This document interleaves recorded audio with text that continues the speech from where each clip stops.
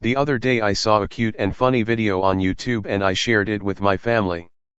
My daughter-in-law responded by saying, "Papa, that video is not real, it's AI." She began to show me the evidence she saw that proved that the video I sent was AI generated. I began to consider the evidence she presented and realized she was right. The video looked so real and I was completely fooled. Shortly afterward I was thinking about this and biblical references began to pour into my head. I began to realize that this could possibly be one of the means for Satan's deception in these last days.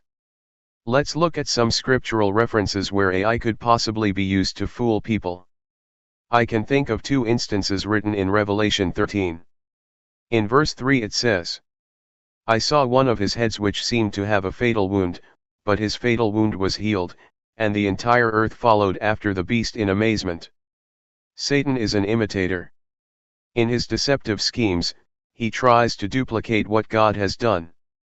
As we see in verse 3, one of the heads of the beast, Antichrist, seems to have been fatally wounded but then comes back to life.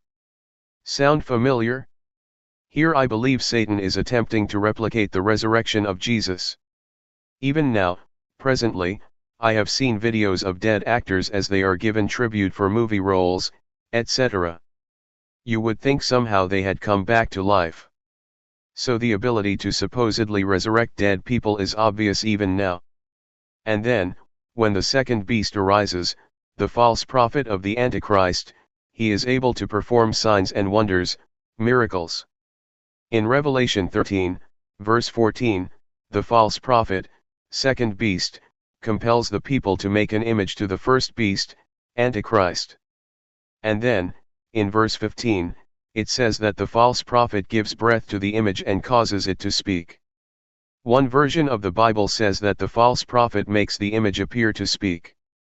I am not saying that AI is completely evil, I actually use it frequently in my videos. It can be used for good, useful non-nefarious purposes. But because some videos are so realistic and it is becoming more difficult to determine whether they are real or AI generated, it is not hard to imagine how the enemy could use this tool to deceive people in the end times. That's what he does, lies and deceives, as written in the Bible in several verses, and has been doing that since he deceived Eve in the Garden of Eden. So we must always be on our guard.